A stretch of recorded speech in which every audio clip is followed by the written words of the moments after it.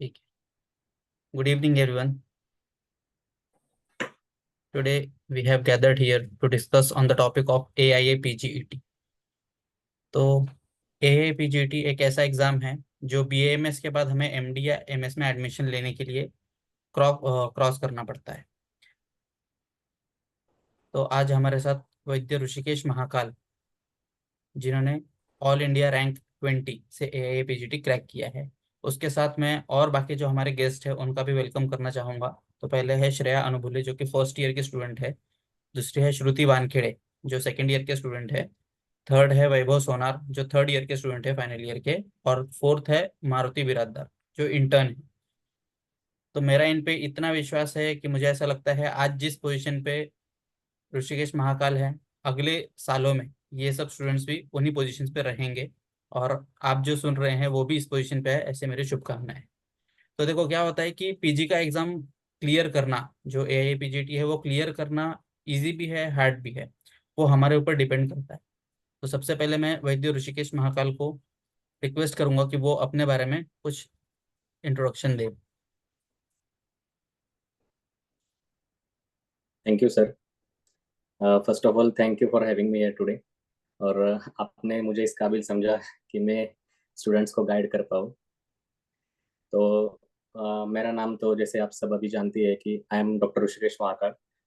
वैसे तो मेरा UG college of Ayurveda and research centre Nigdi Pune से हुआ है। और सर मेरे सीनियर रह चुके हैं कॉलेज में। And A I P G T में 2024 में ऑल इंडिया रैंक 20 मैंने हासिल किया है। देखो पास होना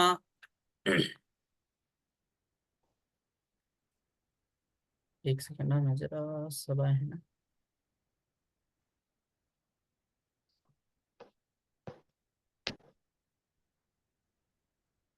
जस्ट देखो अ पास सेकंड सर। तो सब होते हैं, लेकिन फर्स्ट अटेम्प्ट में पास होना ये ज़्यादा इंपॉर्टेंट है। ठीक है। तो हम डायरेक्ट अपने जो स्टूडेंट्स हैं उनसे रिक्वेस्ट करेंगे कि वो अपना क्वेश्चंस डायरेक्ट उनसे पूछे। तो मैं मारुति बिरादर को रिक्वेस्ट करूंगा कि वो ऋषिकेश से डायरेक्ट क्वेश्चंस पूछें। Just a second. ओके।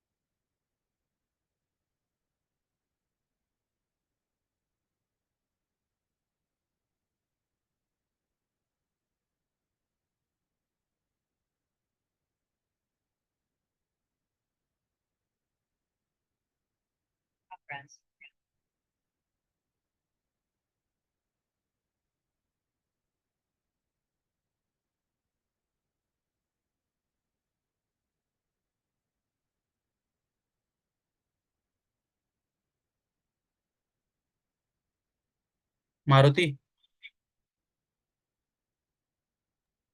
हाँ sir.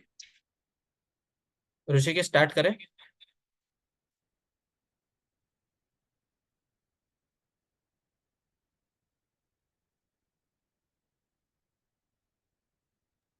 Yes sir. Okay.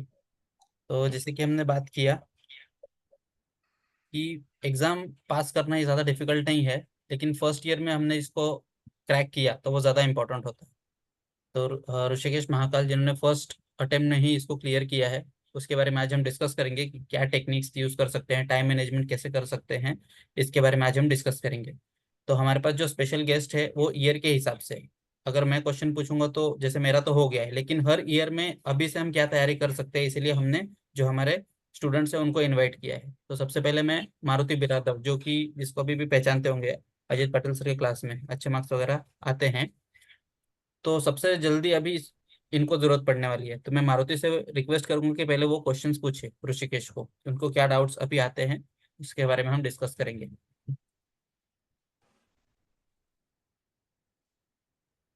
Thank Maruti. you so much, sir. First of all, congratulations to Rishikesh, sir. Thank you. Sir, की civil working day या non working day, civil and hello, आवाज नहीं आ रहा आपका। हाँ sir, hello, आवाज आ रहा है सर? हाँ हाँ, बोलिए। हाँ सर, मेरा फर्स्ट क्वेश्चन है कि सिविल वर्किंग डे या non working, civil and PSC. देखो, मेरे हिसाब से तो वर्किंग या नॉन वर्किंग उस पे ज्यादा कोई फर्क नहीं पड़ता, क्योंकि हमारे टाइम पे जो था, तो हमारे कॉलेज में हमें 6 महीने का सिविल इंटर्नशिप रहता है। और अगर सिविल लिया हमने तो, और अगर नॉन वर्किंग लिया तो ही हम हमें जो है वो 3 मंथ्स का रहता है। तो मेरे हिसाब से वर्किंग या नॉन वर्किंग ये इतना ज्यादा मैटर नहीं करता, अनलेस एंड अनटिल की मतलब बहुत ही आपका जेन्युइन प्रॉब्लम है। तो मेरे ख्याल से वर्किंग भी अगर इंटर्नशिप होगा तो ज्यादा कुछ प्रॉब्लम नहीं होता, क्योंकि मेरा जो इंटर्नशिप था वो 6 महीने सिविल था और वो पूरा वर्किंग था। तो 6 महीना मेरा तो कुछ पढ़ाई हुआ नहीं था, उसके बाद में फिर मैंने पढ़ाई चालू किया था।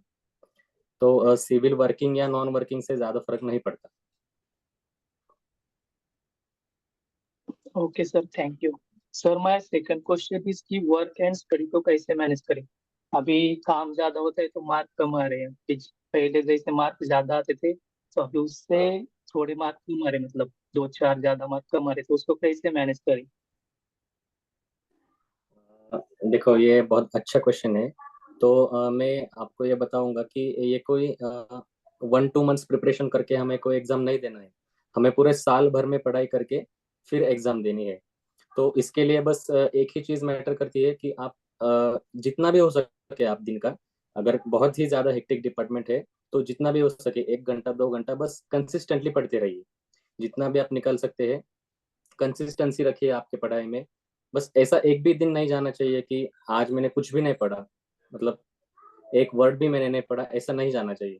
थोड़ा बहुत तो हमने रोज दिन में पढ़ना चाहिए। तो ऐसे कंसिस्टेंसी करके करके ही बाद में फिर जो है इंटर्नशिप होने के बाद इसका जो है आपको बहुत ज्यादा फायदा होगा। तो कंसिस्टेंटली आप पढ़ते रहिए, और जो छोटा छोटा टाइम हमें मिलता है उसको भी आप यूटिलाइज करिए। जैसे कि सपोज कुछ कुछ डिपार्टमेंट्स है हमारे वो हेक्टिक होते हैं, और कुछ कुछ है जो हेक्टिक नहीं होते। तो उसमें हमें फिर जो है वो टाइम यूटिलाइज करना चाहिए। जो ओपीडी के बीच बीच में हमें टाइम मिलता है, 10 मिनट 15 मिनट, तो उसके बीच बीच में भी जो छोटे छोटे नोट्स होते हैं वो हमें पढ़ लेने चाहिए। तो ऐसा ही अगर आप भी टाइम यूटिलाइज करोगे तो डेफिनेटली आपको फायदा होगा। Okay sir. एंड सर, ऐसा रहता है कि एज ए इंटर्न मतलब टाइम बहुत कम मिलता है पढ़ने के लिए। जब भी अभी मेरा काय चिकित्सा चल रहा है तो उसमें आज भी मेरी ड्यूटी थी, संडे को भी। तो इसमें बैकलॉग को कैसे कवर करें, मतलब जो अपना रह जाता है सिलेबस, तो उसको कैसे हम्म। कवर करें? देखो, ऐसा है कि जो अगर ने अभी अजीत पाटिल सर के क्लास ज्वाइन किए तो मैं आपको बताऊंगा स्पेसिफिकली कि 15 डेज को ग्रैंड टेस्ट रहता है सर का। तो उसमें भी क्या है कि 3 या 4 डेज टेस्ट के लिए रहते हैं। तो उसके लिए क्या है कि आप फर्स्ट डे को ही टेस्ट अटेम्प्ट कीजिए, और आगे के जो टाइम आपके पास रहता है, 2 दिन या फिर 3 दिन जो भी रहते हैं, उसमें फिर जो है वो बैकलॉग को कवर कीजिए। और बैकलॉग जो है वो हर एक स्टूडेंट्स का रहता ही है, क्योंकि सिलेबस इतना ज़्यादा है एआईपीजीटी का। तो हर एक टॉपिक कवर करना पॉसिबल नहीं होता। तो बस आपको जब भी थोड़ा थोड़ा टाइम मिले तो उस बैकलॉग को थोड़ा थोड़ा साथ में लेके चलना है। तो इसके इसके हिसाब से फिर आपका बैकलॉग जो है वो थोड़ा थोड़ा कवर होते जाएगा। और आपको बस ये मेक श्योर करना है कि जो संविता है वो संविता का पोर्शन आपने पूरा कवर किया हो। मतलब बाकी जो छोटे माइनर सब्जेक्ट है, सपोज संस्कृत का सिलेबस है या फिर पदार्थ विज्ञान का छोटा बहुत छोटा मोटा टॉपिक है, वो अगर आपसे छूट रहा है तो that is okay, no problem. लेकिन संविता का जो टॉपिक है वो आपसे कवर होना चाहिए। Okay sir. सर, जैसे आपने बोला कि पहले ही मतलब दिन में एग्जाम देनी चाहिए और बाकी जो 3 दिन रहते हैं उसमें हाँ। बैकलॉग कवर करना चाहिए, लेकिन अभी ऐसा है कि सर सिलेबस अभी ज्यादा देते हैं ना सर, बढ़ता है, तो उसमें ऐसा होता है कि जो सिलेबस है वो ही कंप्लीट हो रहा है। जो बैकलॉग रह रहा है उसके लिए टाइम ही नहीं मिल रहा है, तो उसको कैसे ठीक कर। देखो, उसके लिए मैं आपको बताना चाहूंगा कि बैकलॉग हर स्टूडेंट का रहता है, तो उसका उसकी ज्यादा चिंता ना करते हुए जो अभी आपका आगे का सिलेबस आपको है वो आप पहले कवर कीजिए। और फिर बाद में इंटर्नशिप कंप्लीट होने के बाद आपको जो थोड़ा बहुत टाइम मिल जाएगा उसमें फिर ये बैकलॉग कवर कीजिए। क्योंकि क्या होगा, अगर आप वही बैकलॉग के पीछे भागेंगे तो फिर आपका जो आने वाला सिलेबस है वो भी कंप्लीट नहीं होगा, और जो पीछे का आपका रह चुका है आप उसी के पीछे जाओगे। तो मेरे ख्याल से कुछ कुछ चीजें जो जो आपकी छूट रही है, तो उसको अभी इतना बॉदर मत हुई है उससे। वो छूट रहा है तो छूटने दीजिए। आने वाला जो भी आपको टाइम मिलता है तो उसमें फिर वो कवर कर लीजिए। Okay sir. और सर एज ए इंटर्न जैसे आप बोला कि टाइम कम रहता है, तो उसमें कौन सा स्मार्टली स्टडी करना चाहिए, मतलब कौन से नोट्स पढ़ने चाहिए, संहिता पढ़नी चाहिए, क्या करना चाहिए। अ, देखो, पहले तो संहिता ही आपका बेस होना चाहिए। संहिता का हर एक अध्याय, हर एक स्थान आपका कंप्लीट होना चाहिए। उसमें भी फिर स्मार्टली स्टडी के बारे में अगर मैं बोलूँ तो चरक और सुश्रुत को आपने ज्यादा वेटेज देना चाहिए एज कम्पेयर टू वाग्भट, क्योंकि वाग्भट में से कम क्वेश्चन आते हैं, 5 या 6 ही क्वेश्चन आते हैं। तो चरक और सुश्रुत में भी फिर स्थान वाइज आपको जाना चाहिए कि कौन से स्थान से कितने क्वेश्चंस पूछे गए हैं। तो चरक का अगर आप देखोगे तो सूत्र स्थान और चिकित्सा स्थान जो है वो मैक्सिमम क्वेश्चंस वहां से आते हैं, तो पहले वो कवर कर लेना चाहिए। सुश्रुत में फिर अगर आप देखोगे तो सुश्रुत में शारीर स्थान इंपॉर्टेंट है, सूत्र स्थान और उत्तर तंत्र, ये 3 स्थान है। ये 3 स्थान बहुत ज्यादा इंपॉर्टेंट है। तो ये जो स्थान है प्रीवियस ईयर पेपर का एनालिसिस करके आपने ये स्थान को इम्पोर्टेंस देना चाहिए और ऐसे पढ़ाई करनी चाहिए। Okay sir, and my last question is sir कि खुद को मोटिवेट कैसे रखें। अ, देखिए, ये बहुत अच्छा क्वेश्चन है, क्योंकि बहुत सारे बच्चों को ऐसे लगता है कि हमसे नहीं हो पाएगा, बहुत मुश्किल है, क्योंकि ये एग्जाम कॉम्पिटिटिव है। बहुत सारे बच्चे एग्जाम देते हैं। तो इसके लिए क्या है कि जो ग्राउंड रियलिटी है वो आपको एग्जैक्टली पता होनी चाहिए कि आपको ये करना क्यों है।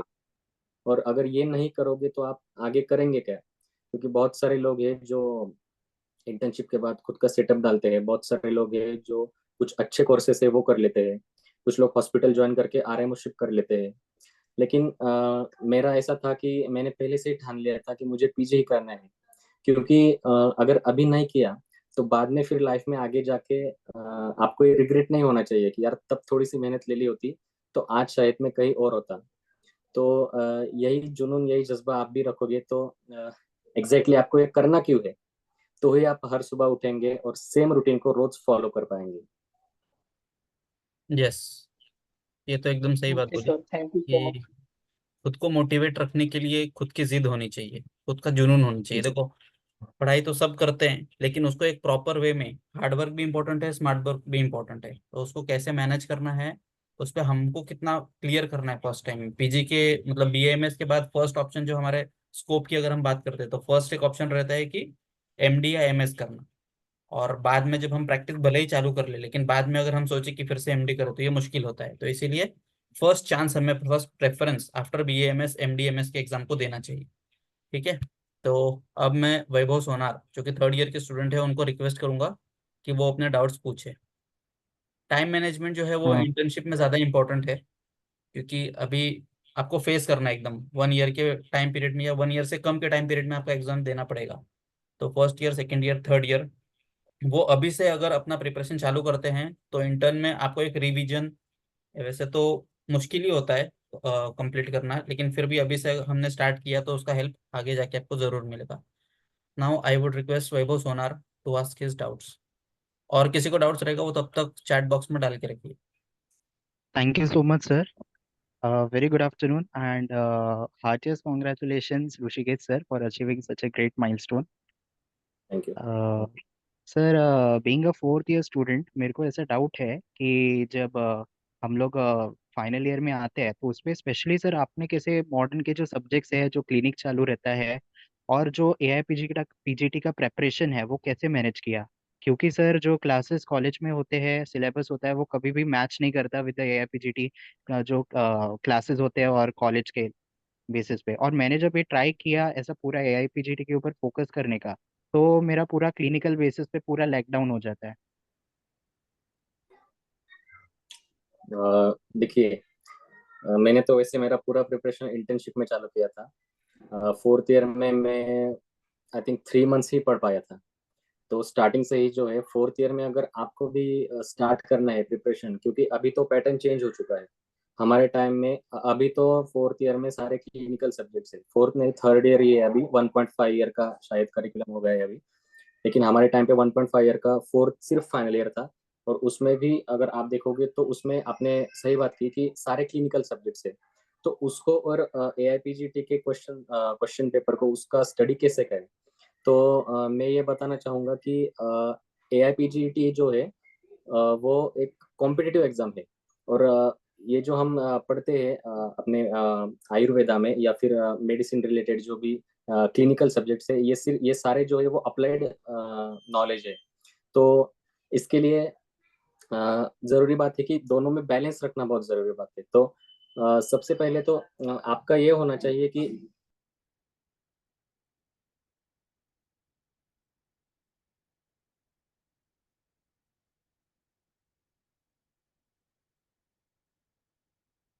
हेलो ऋषिकेश, म्यूट हो गया है।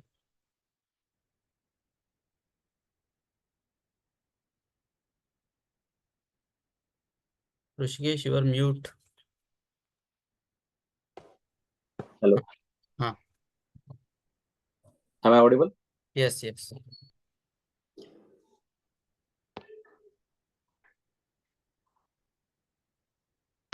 हाँ, यस। क्लियर।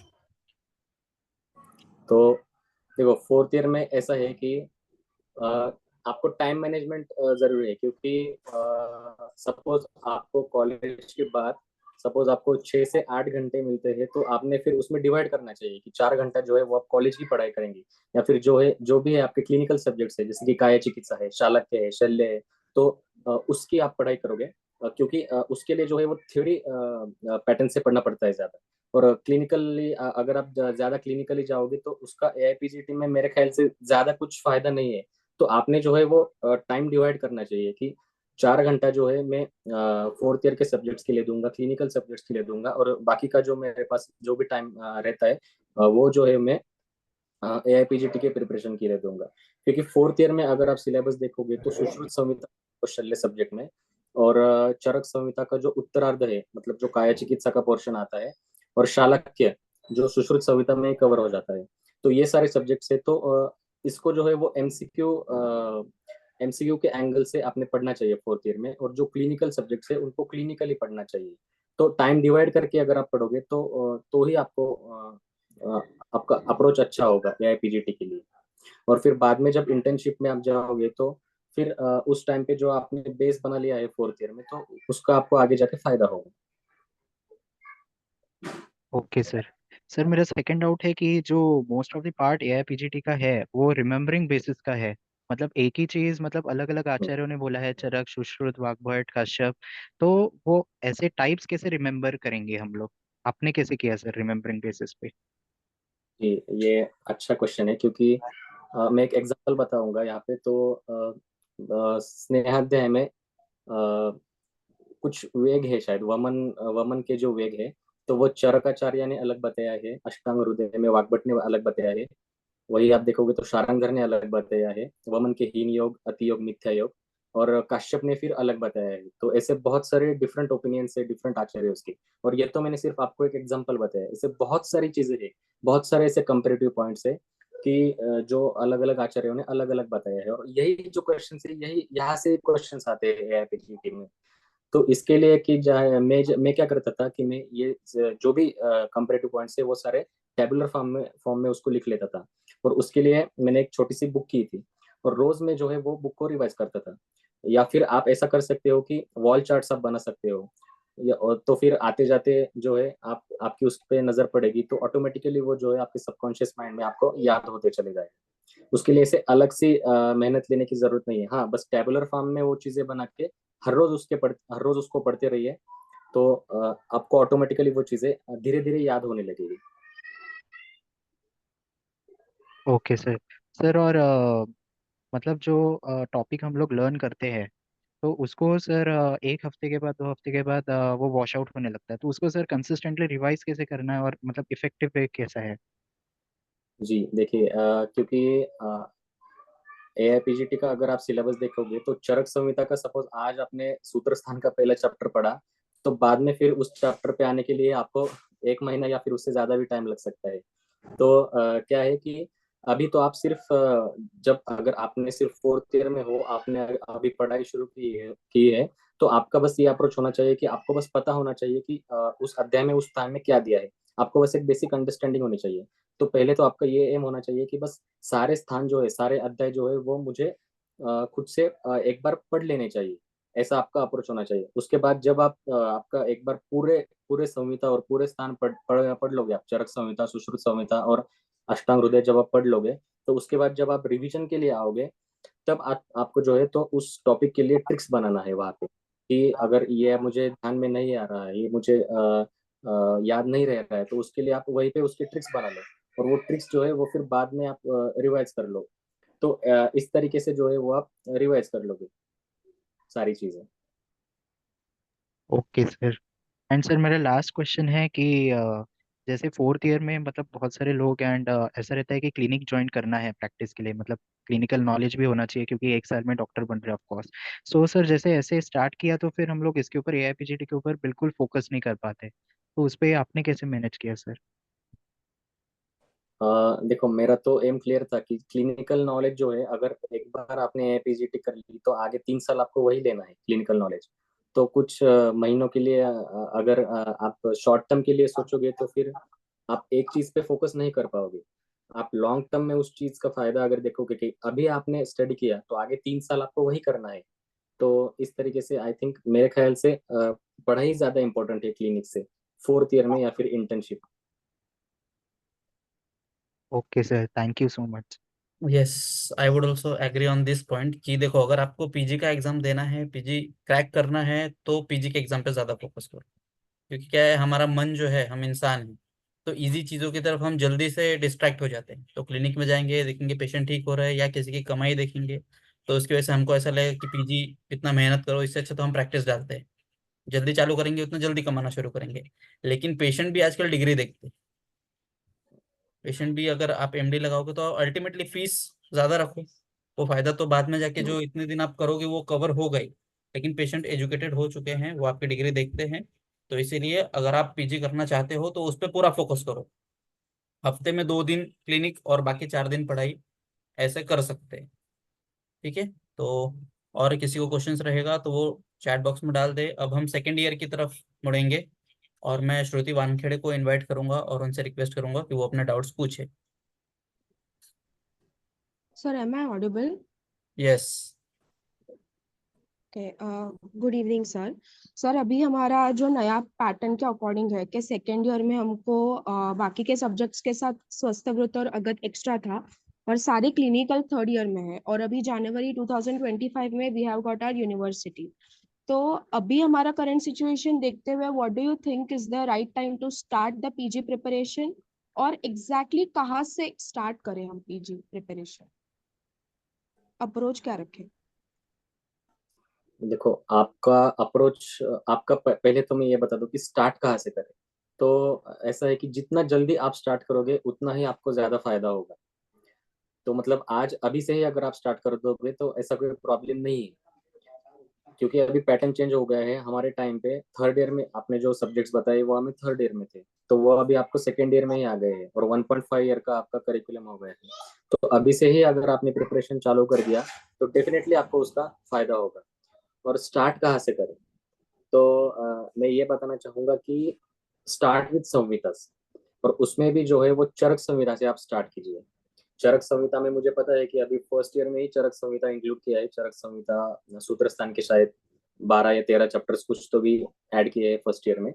और अष्टांग हृदय का जो है वो शायद से कम कर दिया है ना, 15 ही चैप्टर्स रखे हैं फर्स्ट ईयर में सूत्र स्थान के।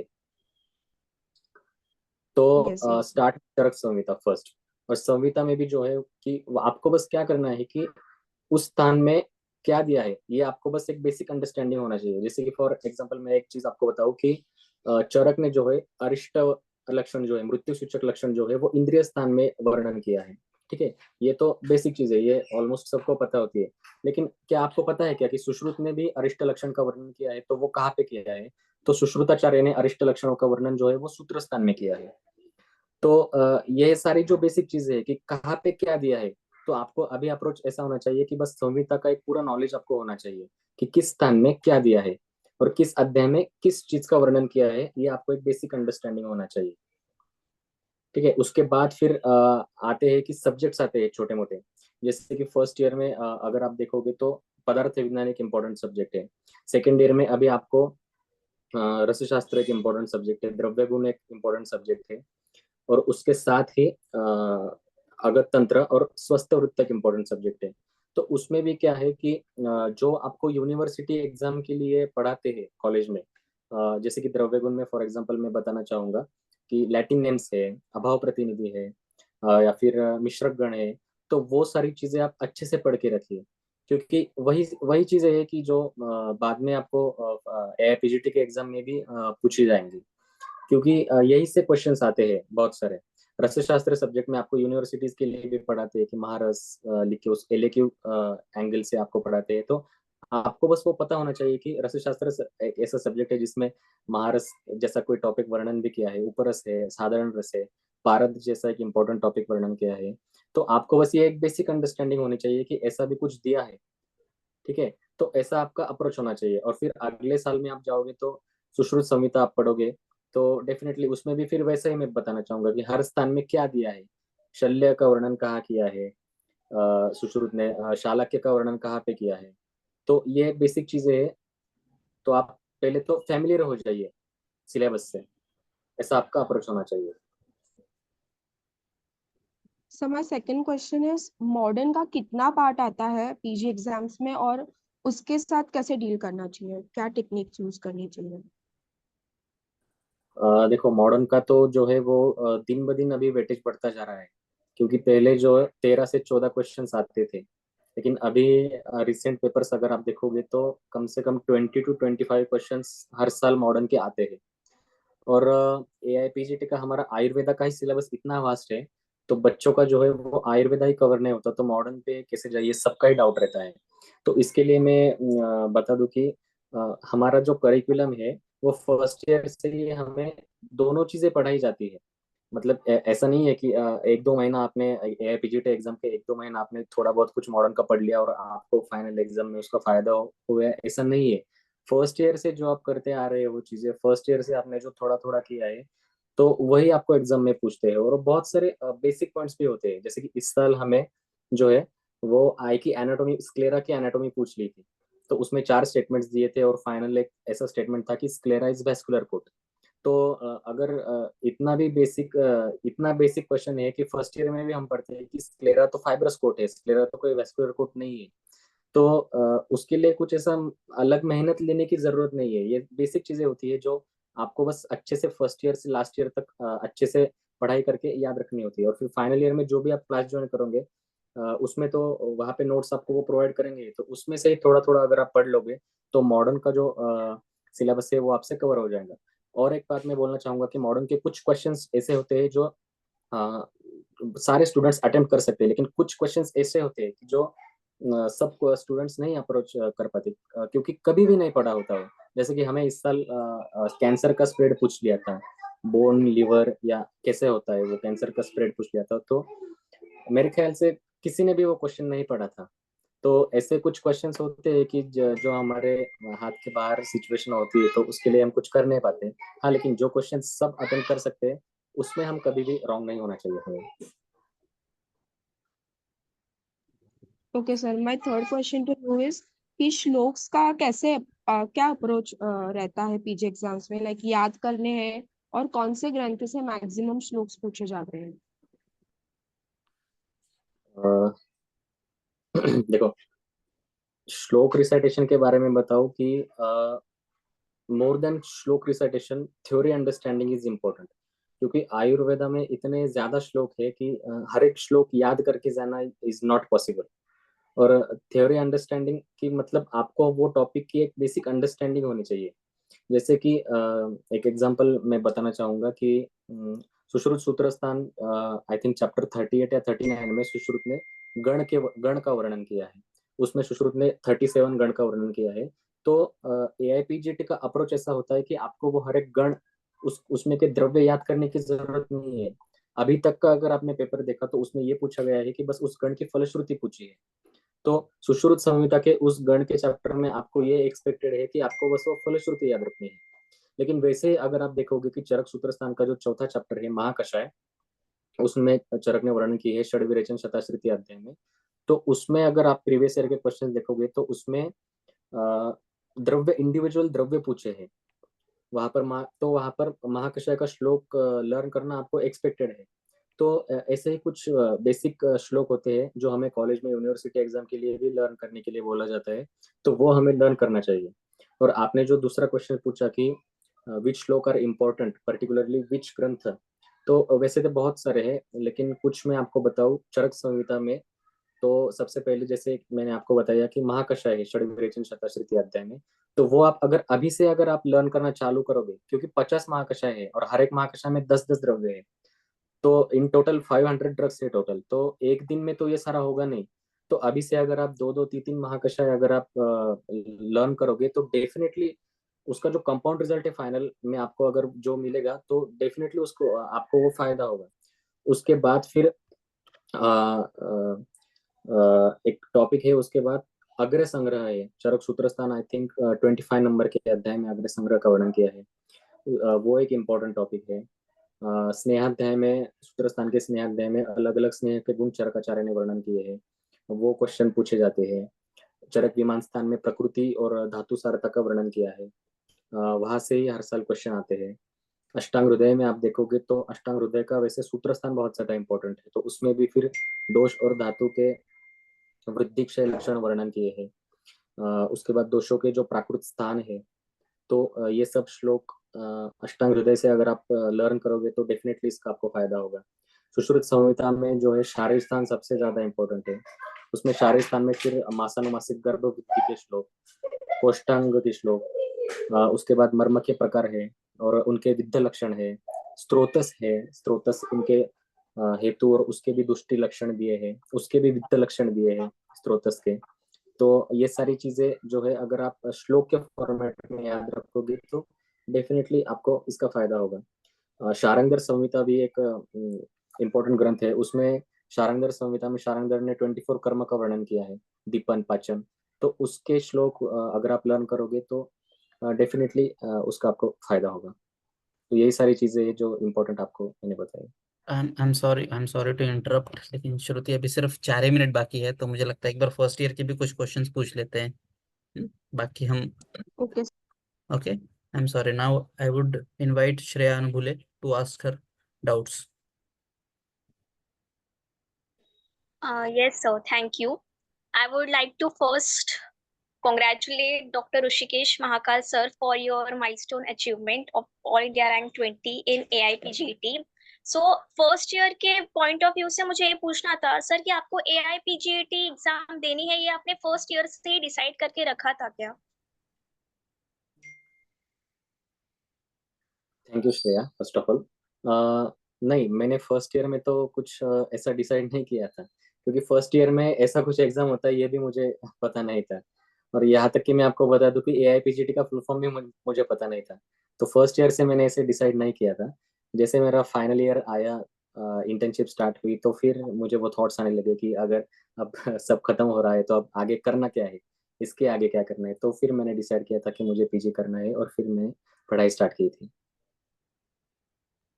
सर तो when you are in final year तो फर्स्ट ईयर से आपके वो सब नोट्स जो है, जैसे कि अभी ये फर्स्ट अष्टांग सूत्रस्थान हो जाए, चरक सूत्रस्थान, सुश्रुत सूत्रस्थान एंड ऑल, तो उसके श्लोक से आपने स्टार्ट से शॉर्ट नोट्स बनाना चालू किया कि फर्स्ट ईयर के ही आपके पास पहले से नोट्स थे? मैंने फर्स्ट ईयर से तो मैंने प्रिपरेशन चालू नहीं किया था, तो मेरे पास कोई नोट्स नहीं थे ऐसे अलग से। तो मैंने जो भी मेरी पढ़ाई है पूरे प्रिपरेशन की मेरी, तो मैं फाइनल ईयर में, मैंने पहले भी बताया कि फाइनल ईयर के जो 3 मंथ्स है उसमें मैंने पढ़ा, और फिर बाकी का जो है वो इंटर्नशिप में मैंने मेरी पूरी पढ़ाई की। ऐसे फर्स्ट ईयर से ऐसे लॉन्ग टर्म से कि मुझे आगे भी ये लगने वाला है, ऐसा कुछ मेरा नहीं था planning. So sir, what would you suggest? हमको पहले से श्लोक्स लर्न करने चाहिए कि थ्योरी अंडरस्टैंडिंग पे ज्यादा फोकस करना चाहिए if now we are in first year? देखो फर्स्ट ईयर में है तो डेफिनेटली थियरी अंडरस्टैंडिंग तो मस्ट है, लेकिन उसके साथ आपके पास बेनिफिट ये है कि बहुत टाइम है आपके पास अभी। तो श्लोक लर्न अगर आप करोगे तो उसका आपको बहुत ज़्यादा फायदा होगा, क्योंकि श्लोक लर्न करना उसमें एक टास्क है, बहुत सारे स्टूडेंट नहीं कर पाते, मैं भी उसमें उन्हीं में से एक था। तो अभी आपने अगर श्लोक अंडरस्टैंडिंग अंडरस्टैंडिंग के साथ साथ लर्न करने पे भी अगर आप फोकस करोगे तो उसका आपको आगे फायदा होगा। तो श्लोक लर्न करना ही चाहिए मेरे ख्याल से फर्स्ट ईयर से। श्रेया, So बाकी जो तो भी कौन क्वेश्चंस से रहेंगे सब, बाकी जो भी क्वेश्चंस रहेंगे सब एक बार में पूछ लो अभी, एक ही मिनट है, जल्दी। टॉपिक सर, तो आपको कौन सा चीज है मोटिवेट रखता था? मुझे यही पूछना था क्योंकि लास्ट मोमेंट में फाइनल ईयर तक आके लोग सब छोड़ देते हैं बीएमएस एंड ऑल, क्योंकि या फिर क्लिनिक ज्वाइन करते हैं, बट आपको आगे करने के लिए कौन से चीज ने मोटिवेट किया और कौन से टॉपिक्स है जिसपे आपको थ्योरी अंडरस्टैंडिंग पे फोकस करना चाहिए? यही 2 क्वेश्चंस हैं। देखिए मोटिवेशन का तो मैंने पहले बताया कि अ, आपको ये पता होना चाहिए कि आपको ये करना क्यों है, क्योंकि फर्स्ट ऑफ ऑल ये क्लियरिटी आपको होनी चाहिए कि आपको ये करना क्यों है। तो ही आप खुद को मोटिवेट कर पाओगे, और खुद को हमेशा याद दिलाते रहिए कि आपने स्टार्ट क्यों किया। तो मेरे ख्याल से यही चीजें है कि आपको वो मोटिवेट करोगी। और दूसरी चीज आपने बताया कि थ्योरी अंडरस्टैंडिंग, तो थ्योरी अंडरस्टैंडिंग का ऐसा कोई हार्ड एंड फास्ट रूल नहीं है कि यही टॉपिक है कि यही आपको थ्योरी अंडरस्टैंडिंग होना चाहिए और यही टॉपिक है कि इसका आपको श्लोक लर्न होना चाहिए। जैसे ही आप प्रिपरेशन आपका स्टार्ट करोगे, जैसे ही आप अध्याय स्टार्ट करोगे, तो आपको ऑटोमेटिकली उसका एक समझ आ जाएगा कि उसमें क्या इंपॉर्टेंट है और क्या इंपॉर्टेंट नहीं है। तो उसके हिसाब से फिर अगर आपको लगता है कि इसका मैं श्लोक लर्न कर सकती हूँ, तो डेफिनेटली आपको वो करना चाहिए। और अगर आपको लगता है कि ये चीजें बहुत ज्यादा है, नहीं हो रहा मुझसे, तो उसका जो है वो आप थ्योरी अंडरस्टैंडिंग कर सकते हो। जैसे कि फर्स्ट अध्याय में चरक सूत्र स्थान के दीर्घन जीवितीय में अष्टमूत्र और अष्टदुग्ध का वर्णन किया